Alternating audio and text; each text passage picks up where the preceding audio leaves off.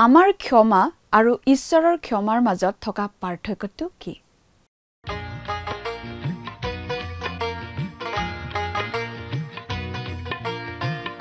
আজিৰে পবিত্ৰ ক্ষণতে উজলি উঠা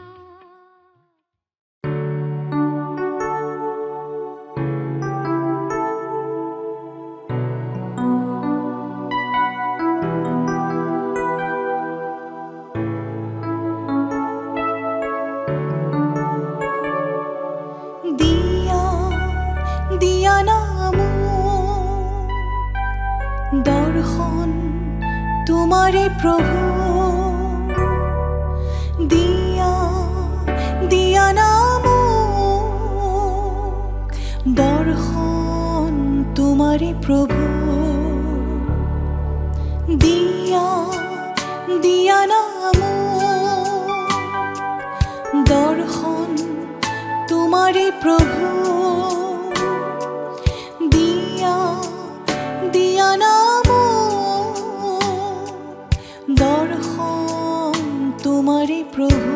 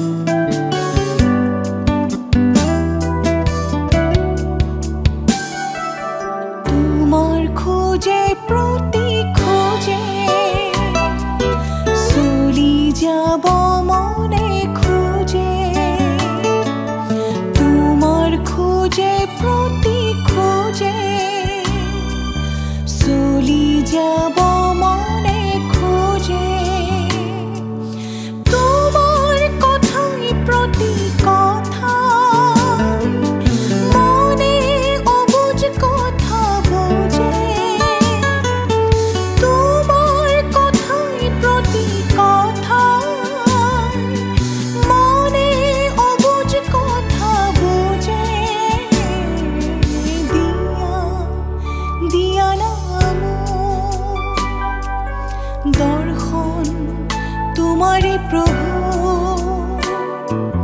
দিয়া নাম দৰ্শন তোমাৰে প্ৰভু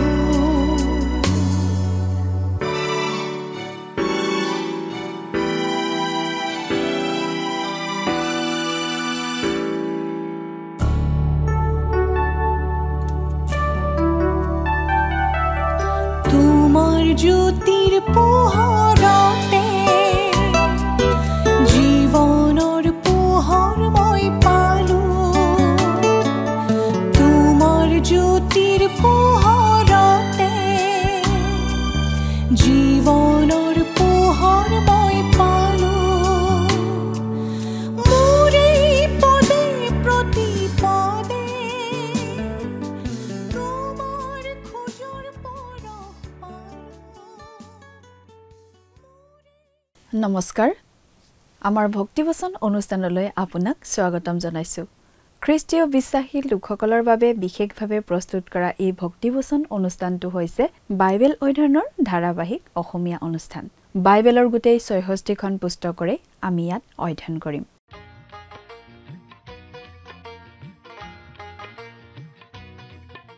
প্ৰিয় দৰ্শক আপুনি যদি আমাৰ আগৰ অনুষ্ঠানটো শুনিছিল তেনেহলে আপোনাৰ নিশ্চয় মনত আছে যে আমি কিছুদিনৰ পৰা বাইবেলৰ পুৰণি নিয়ম খণ্ডৰ মিখা ভাৱবাদীৰ পুস্তকখনৰ অধ্যয়ন কৰি আছিলো যোৱা অনুষ্ঠানত আমি এই মিখা ভাৱবাদীৰ পুস্তকৰ ৭ নম্বৰ অধ্যায়ৰ ৬ নম্বৰ পদৰ পৰা ১৫ নম্বৰ পদলৈকে পঢ়ি তাৰ ভিত্তিত আগবঢ়োৱা আলোচনা শুনিবলৈ পালো আজিৰ অনুষ্ঠানত আমি এই মিখা ভাৱবাদীৰ পুস্তকৰ ৭ নম্বৰ অধ্যায়ৰ ১৬ নম্বৰ পদৰ পৰা ২০ নম্বৰ পদলৈকে অৰ্থাৎ শেষৰটো পদলৈকে পঢ়ি তাৰ ভিত্তিত আগবঢ়োৱা আলোচনা শুনিবলৈ পাম গতিকে আজিৰ অনুষ্ঠানত এই মিখা ভাৱবাদীৰ পুস্তকৰ অধ্যয়নৰ সামৰণি পৰিব ইছৰাইলৰ অৱস্থাৰ বিষয়ে মিখাই লিখিছিল যে কিয়নো পুতেকে পিতৃক অসন্মান কৰে কইনাই মাকৰ বিৰুদ্ধে বুৱাৰীয়েকে শাহুৱেকৰ বিৰুদ্ধে থিয় হয় মানুহৰ শত্ৰু হল নিজৰ ঘৰৰ মানুহে ই অৱক্ষয়ৰ দিন অৱনতিৰ দিন ক্ষয়ৰ দিন বুলি আমি বুজি পাওঁ মিখাৰ সময়ৰ সেই দিনৰ অৱস্থাৰ বিষয়ে মিখাই প্ৰকাশ কৰিছে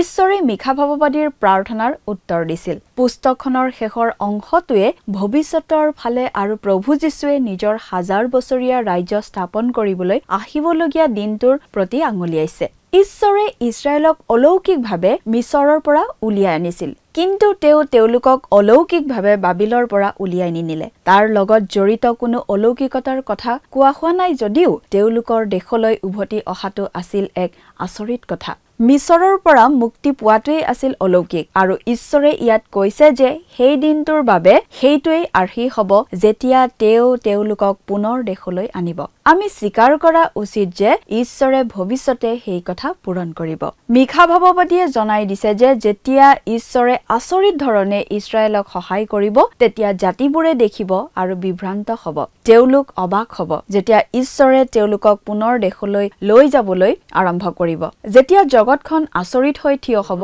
তেতিয়া জগতখন আচৰিত হৈ থিয় হ'ব ঠিক যেনেকৈ তেওঁলোকৰ চাৰিওফালে থকা লোকসকলে মিছৰৰ পৰা তেওঁলোকে ওলাই অহাৰ সময়ত কৰিছিল আনকি বেইছা ৰাহাবৰ কথাৰ পৰাও আমি গম পাওঁ যে সকলোৱে শুনিছিল ঈশ্বৰ যীশুৱাই তেওঁলোকৰ কাৰণে লোহিত সাগৰৰ পানী কেনেকৈ শুকুৱাইছিল আৰু জৰ্ডনৰ সিপাৰে থকা ইমৰিয়াসকলৰ দুজন ৰজা সিহোন আৰু উগক তেওঁলোকে কি কৰিছিল এই কথাবোৰ শুনি তেওঁলোকৰ হৃদয় গলি গৈছিল আৰু কাৰো মনত আৰু সাহস বাকি নাথাকিল প্ৰিয় দৰ্শক কথাবোৰ অধিক বহলাই চাবলৈ আহকচোন এতিয়া আমি মূল আলোচনাটোৰ মাজলৈ আগবাঢ়ি যাওঁ আমাৰ পৰম পবিত্ৰ প্ৰভু যীশু খ্ৰীষ্টৰ নামত নমস্কাৰ প্ৰিয় শ্ৰোতা আশা কৰোঁ আপুনি ভালে কুশলে আছে যোৱা অনুষ্ঠানত আমি এই মিখা ভাৱবাদীৰ পুস্তকৰ 7 নম্বৰ অধ্যায়ৰ 6 নম্বৰ পদৰ পৰা একেবাৰে 15 নম্বৰ পদলৈকে আমাৰ আলোচনা আগবঢ়াইছিলোঁ আজিৰ অনুষ্ঠানত আমি এই পুস্তকখনৰ 7 নম্বৰ অধ্যায়ৰ 16 নম্বৰ পদৰ পৰা একেবাৰে শেষৰটো পদ অৰ্থাৎ 20 নম্বৰ পদলৈকে আমাৰ আলোচনা আগবঢ়াব খুজিছোঁ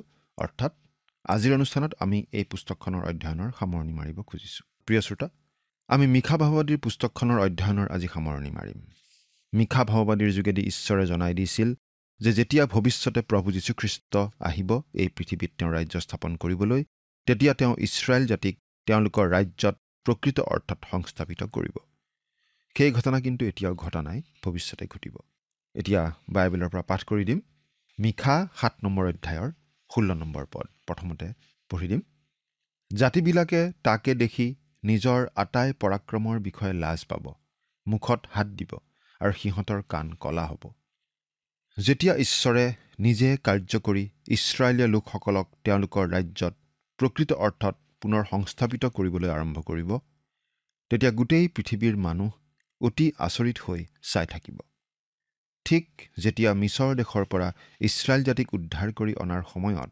মানুহবোৰ আচৰিত হৈছিল তেনেকৈ ৰাহাব নামৰ বেশ্যাগৰাকীয়ে এই বুলি স্বীকাৰ কৰা কথা আপোনাৰ হয়তো মনত আছে যিহুচোৱা 2 নম্বৰ অধ্যায়ৰ 10 আৰু 11 নম্বৰ পদত আমি চাওঁ হওক কিয়নো তোমালোক মিছৰৰ পৰা ওলাই অহা সময়ত জিহুৱাই তোমালোকৰ সাক্ষাতে কেনেকৈ চুফ সাগৰৰ পানী শুকুৱাইছিল আৰু জৰ্ডনৰ সিপাৰে থকা সিহোন আৰু ওগ নামেৰে ইমৰিয়াবিলাকৰ দুজন ৰজালৈ তোমালোকে কেনে ব্যৱহাৰ কৰি তেওঁবিলাকৰ নিঃশেষে বিনষ্ট কৰিছিলা তাক আমি শুনিলোঁ আৰু শুনা মাত্ৰকে আমাৰ হৃদয় ভয়ত দ্ৰৱ হৈ গ'ল তোমালোকৰ কাৰণে কাৰো সাহ আৰু নাথাকিল কিয়নো তোমালোকৰ ঈশ্বৰ জিহুৱাই ওপৰত থকা স্বৰ্গৰ আৰু তলত থকা পৃথিৱীৰ ঈশ্বৰ অৰ্থাৎ ঈশ্বৰে কেনেকৈ তেওঁৰ লোকবিলাকৰ যত্ন লৈছিল কেনেকৈ তেওঁৰ লোকবিলাকক সহায় কৰিছিল সেই কথাটো চাৰিওপিনে জনাজাত হৈ পৰিছিল 17 নম্বৰ পদ সিহঁতে সাপৰ নিচিনাকৈ ধূলি চেলেকিব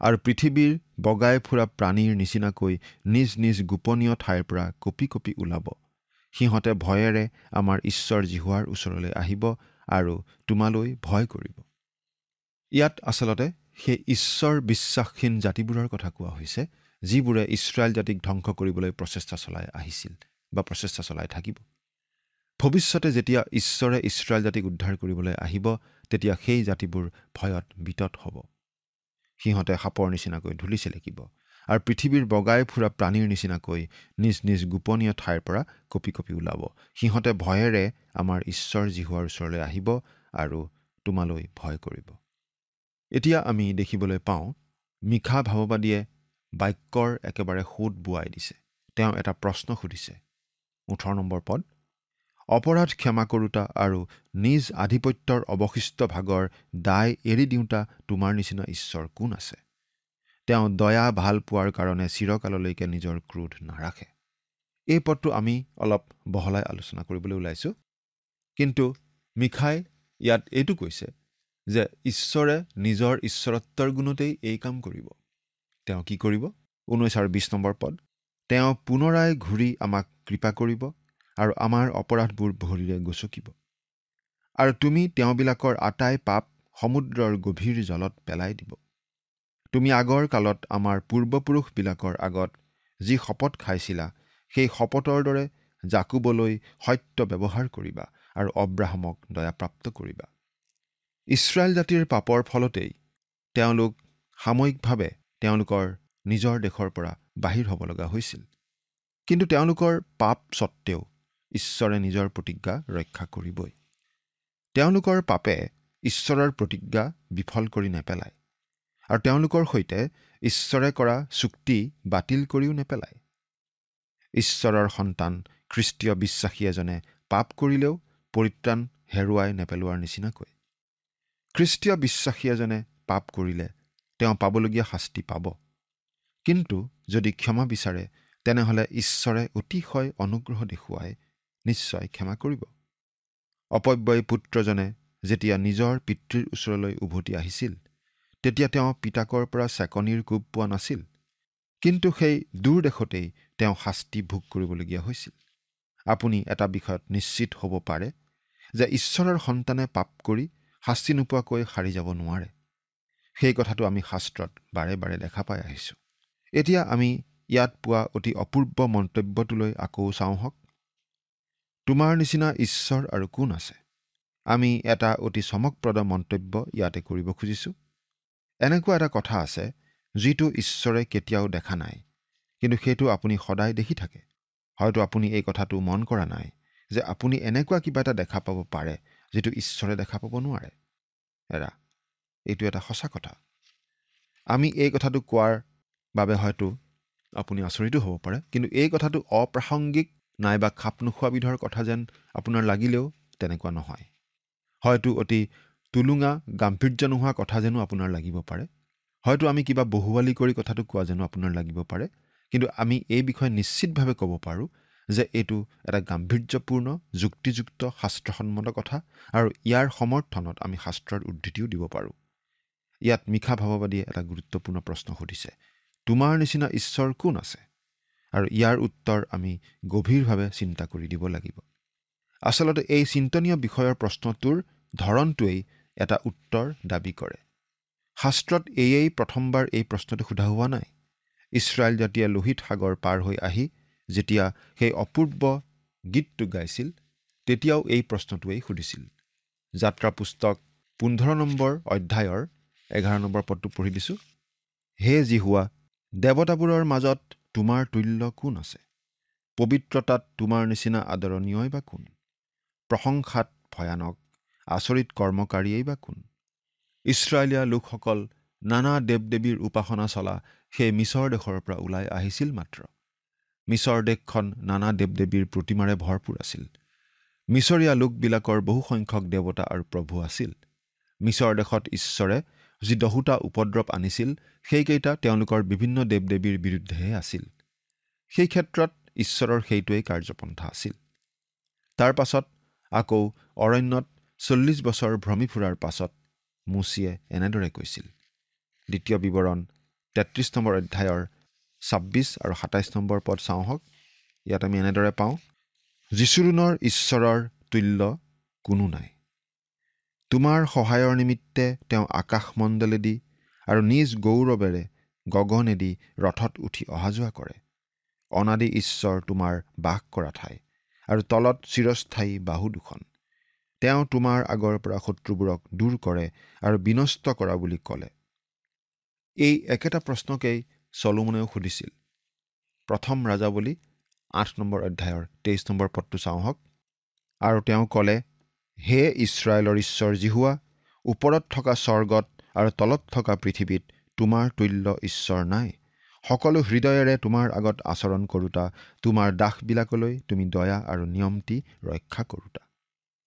আকৌ গীত ৰচক দায়ুদে এই বুলি কৈ উঠিছিল, গীতমালা 113 নম্বৰ গীতৰ 5 আৰু 6 নম্বৰ পদ পঢ়িছোঁ। যিজনাৰ আসন ওপৰত আছে, যিজনাই আকাশমণ্ডল আৰু পৃথিৱীলৈ দৃষ্টি কৰিবৰ নিমিত্তে নিজকে নম্ৰ কৰিলে। এই প্ৰশ্নটোকে সোধা হৈছে যাত্ৰা পুস্তক, দ্বিতীয় বিৱৰণ, ৰাজাৱলী, গীতমালা আৰু আন বহুতো শাস্ত্ৰাংশত, যিবোৰ আমি উল্লেখ কৰা নাই। কিন্তু আমি এতিয়া ইয়াৰ উত্তৰটো দিওঁ আহক। আচলতে ইয়াৰ উত্তৰটো আমি প্ৰথমতে উল্লেখ কৰা মন্তব্যটোতেই সোমাই আছে। আপুনি সদায় দেখি থকা কিবা এটা ঈশ্বৰে কেতিয়াও দেখা নাই। ঈশ্বৰে নেদেখা কি বস্তু আছে বাৰু? প্ৰিয় শ্ৰোতা, ঈশ্বৰে তেওঁৰ সমকক্ষ কোনো ব্যক্তি দেখা নাই। তোমাৰ নিচিনা ঈশ্বৰ আৰু কোন আছে? ঈশ্বৰে তেওঁৰ সমকক্ষ কেতিয়াও দেখা নাই, কিন্তু আপুনি আৰু মই আমাৰ সমকক্ষ সদায় দেখি আছোঁ। বিভিন্ন ক্ষেত্ৰত ঈশ্বৰ একক, তেওঁ অদ্বিতীয়। আৰু সেইবোৰৰ মাজৰ মাত্ৰ এটা বিষয়হে মিশা ভাৱবাদীৰ এই শাস্ত্ৰাংশটোত উল্লেখ কৰা হৈছে। কিন্তু যিহেতু এইটো ইমান গুৰুত্বপূৰ্ণ প্ৰশ্ন আৰু এই পুস্তকখনৰ ক্ষেত্ৰত অতি মৌলিক প্ৰশ্ন, গতিকে আমি এই বিষয়টো অলপ গভীৰভাৱে চাব বিচাৰিছোঁ। আমাৰ ঈশ্বৰৰ নিচিনা ঈশ্বৰ আৰু কোন আছে?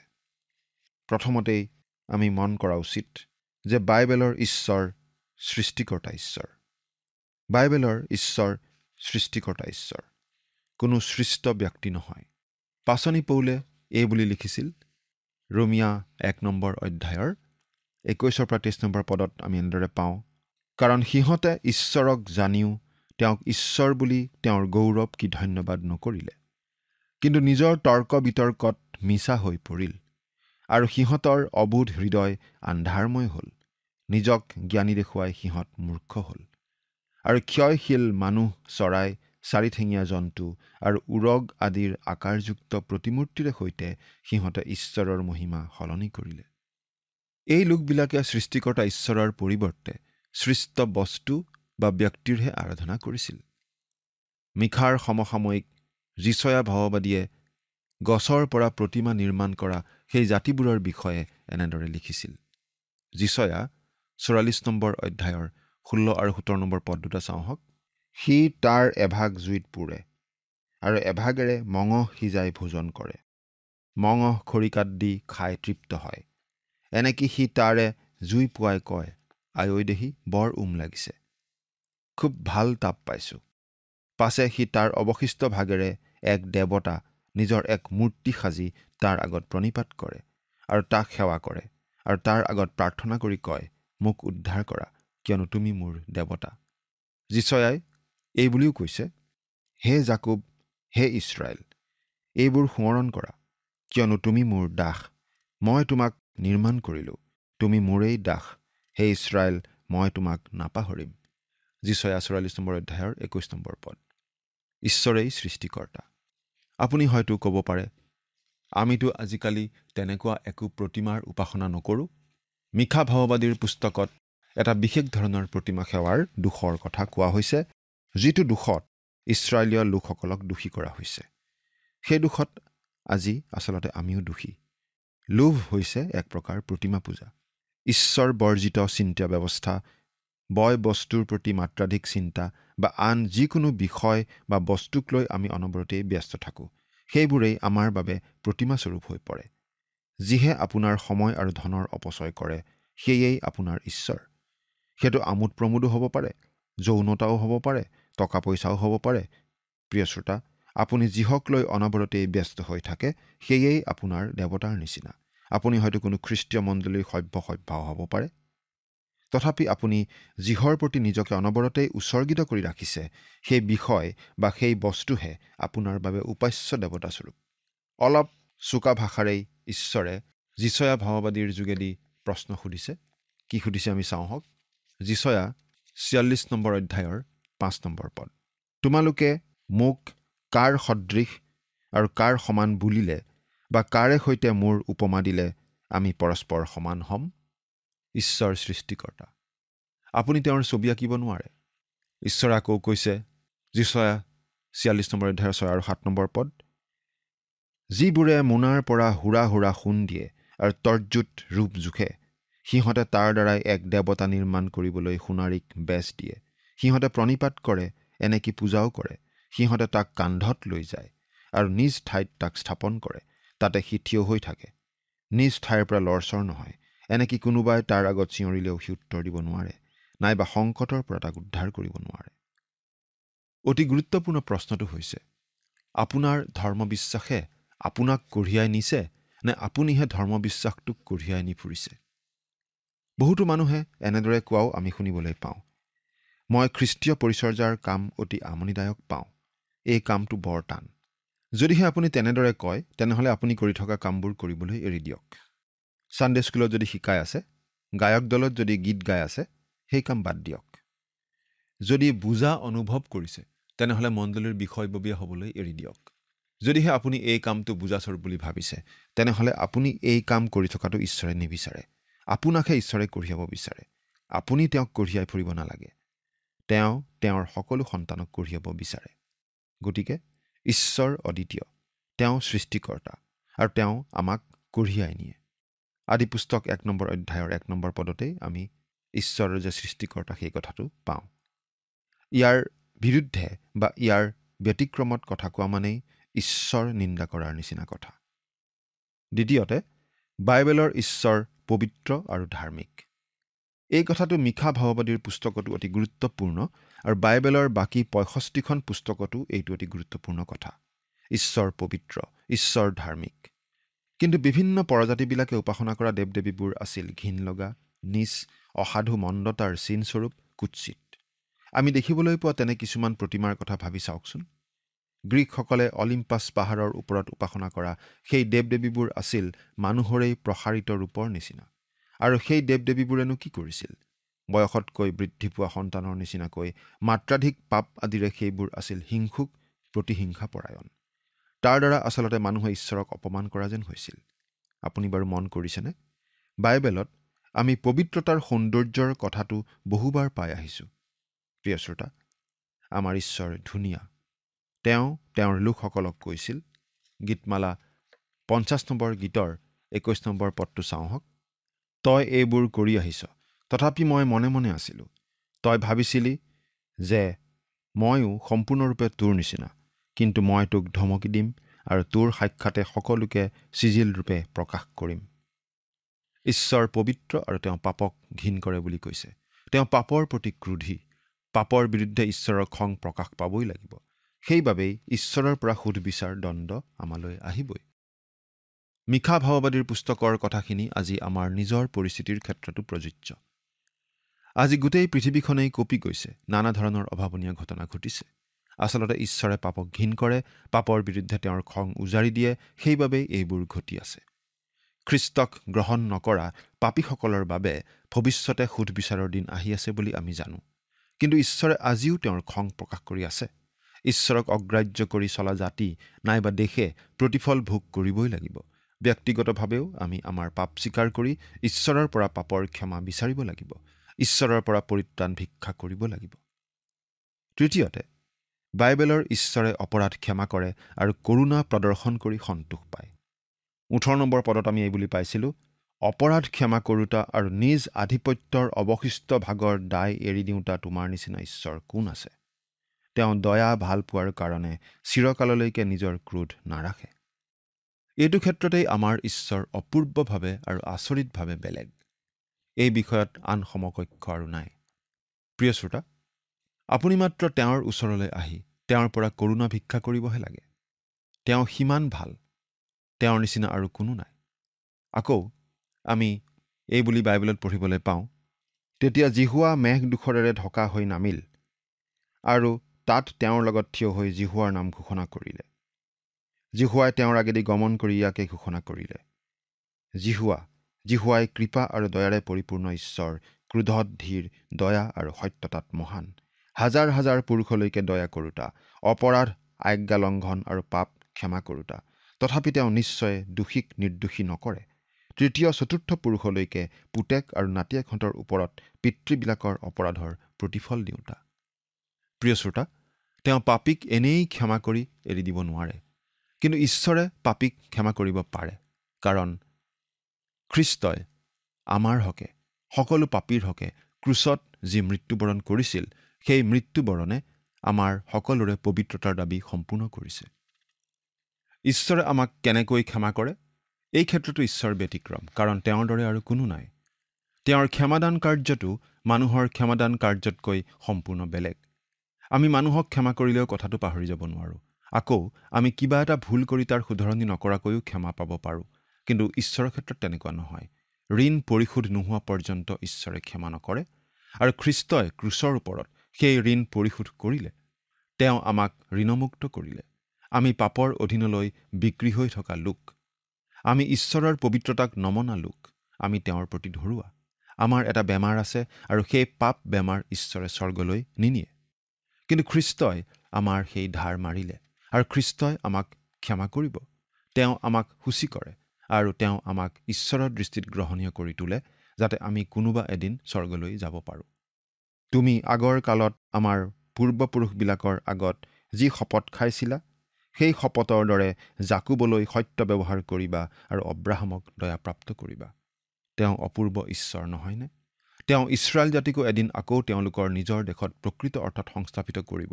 তেওঁলোক ভাল বুলি নহয়, কিন্তু তেওঁ মহান, অপূৰ্ব আৰু নিজৰ কথা সদায় পালন কৰা ঈশ্বৰ বুলিহে। প্ৰিয় শ্ৰোতা, খ্ৰীষ্টীয় বিশ্বাসীজনো এদিন স্বৰ্গলৈ যাব, কাৰণ খ্ৰীষ্টই ক্ৰুচত আমাৰ হকে প্ৰাণ দি আমাৰ পাপৰ প্ৰায়চিত্ত কৰিলে, আমাৰ ঋণ পৰিশোধ কৰিলে। আমাৰ ঈশ্বৰৰ নিচিনা ঈশ্বৰ আৰু কোনো নাই। সেই ঈশ্বৰক আপুনি ব্যক্তিগত হিচাপে জানেনে? চিন্তা কৰি চাওকচোন। ঈশ্বৰে আপোনাক আশীৰ্বাদ কৰক। আমেন।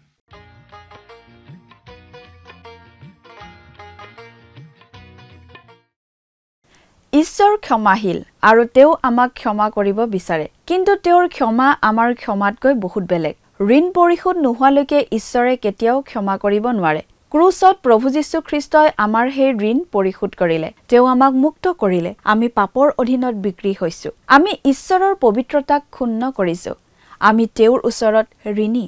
আমাৰ এটা বেমাৰ আছে, পাপ ৰোগ, আৰু ঈশ্বৰে আমাৰ পাপ ৰোগ স্বৰ্গলৈ নিবলৈ যোৱা নাই, কিন্তু খ্ৰীষ্টই আমাৰ ঋণ পৰিশোধ কৰিলে। সেয়েহে খ্ৰীষ্টই আমাক ক্ষমা কৰিব পাৰে। তেওঁ আমাক পৰিষ্কাৰ কৰে, আৰু তেওঁ আমাক ঈশ্বৰৰ দৃষ্টিত গ্ৰহণযোগ্য কৰি তোলে, যাতে আমি স্বৰ্গলৈ যোৱাৰ উপযুক্ত হ'ব পাৰোঁ। প্ৰিয় দৰ্শক, মিখা ভাৱবাদীৰ পুস্তকখনৰ অধ্যয়নৰ ইমানতে সামৰণি পৰিল। পৰৱৰ্তী অনুষ্ঠানত আমি বাইবেলৰ আন এখন পুস্তক অধ্যয়নৰ বাবে ল'ম। আজিলৈ আমাৰ অনুষ্ঠানটো ইমানতে সামৰণি মাৰিব খুজিছোঁ। পৰৱৰ্তী অনুষ্ঠানত আপোনালোকক পুনৰ লগ পাম বুলি আশা ৰাখিলোঁ। সামৰণি মৰাৰ আগতে আহকচোন খন্তেক প্ৰাৰ্থনাত মূৰ দুৱাওঁ। স্বৰ্গত থকা অতি মৰমীয়াল দয়ালু পিতৃ ঈশ্বৰ, প্ৰভু তোমাক ধন্যবাদ দিছোঁ। প্ৰভু, তুমি যি সুন্দৰ সময় তোমাৰ পবিত্ৰ বাক্য অধ্যয়নৰ বাবে দিলা, তাৰ বাবে দয়ালু মৰমীয়াল পিতৃ ঈশ্বৰ, এই সময়তে প্ৰাৰ্থনা কৰিছোঁ প্ৰতিজন দৰ্শকসকলৰ বাবে। প্ৰভু, তুমি তেওঁলোকক আশীৰ্বাদ কৰা, আৰু প্ৰভু, তেওঁলোকে যি বাক্য অধ্যয়ন কৰি আছে, এই বাক্য অধ্যয়নৰ যোগেদি তেওঁলোকে যাতে নিজৰ জীৱনটোক সম্পূৰ্ণৰূপে প্ৰভু শুধৰণি কৰিব পাৰে, আৰু প্ৰভু তেওঁলোকে কোনটো শুদ্ধ সেই সকলোবিলাক যাতে সিদ্ধান্তবোৰ ভালদৰে ল'বলৈ পাৰিব, তেনে আশীৰ্বাদ তেওঁলোকৰ জীৱনত প্ৰভু তুমি দান কৰিবা। এই সকলো যাচনা মহান ত্ৰাণকৰ্তা প্ৰভু যীশু খ্ৰীষ্টৰ নামত অৰ্পণ কৰিছোঁ। আমেন। প্ৰিয় দৰ্শক, যোৱা অনুষ্ঠানৰ প্ৰশ্নটোৰ শুদ্ধ উত্তৰটো হৈছে অপশ্যন বি, 7 অধ্যায় 6 পদৰ পৰা 15 পদ। আজিৰ অনুষ্ঠানৰ ওপৰত আধাৰিত প্ৰশ্নটো হৈছে গ্ৰীক দেৱদেৱীসকলক উপাসনা কৰা পাহাৰৰ নামটো কি? Option A Olympus, option B Zion, option C Ararat, option D Golgotha. প্ৰিয় দৰ্শক, আজিৰ প্ৰশ্নৰ সঠিক উত্তৰটো আজি সন্ধিয়া 6 বজাৰ আগেয়ে আপোনাৰ নাম আৰু সম্পূৰ্ণ ঠিকনাৰে সৈতে আমালৈ 7429840242 নম্বৰত SMS নাইবা হোৱাটছআপ যোগে প্ৰেৰণ কৰক। প্ৰিয় দৰ্শক, আপুনি যদি আমাৰ এই অনুষ্ঠানৰ যোগেদি আশীৰ্বাদপ্ৰাপ্ত হৈছে আৰু আমাৰ লগত কথা পাতিবলৈ বিচাৰিছে বা আপোনাক প্ৰাৰ্থনাৰ সহায়ো পৰামৰ্শ লাগে, তেন্তে আমালৈ 7429840242 এই নম্বৰত পোনপটীয়াকৈ ফোন কৰিব পাৰিব। ধন্যবাদ।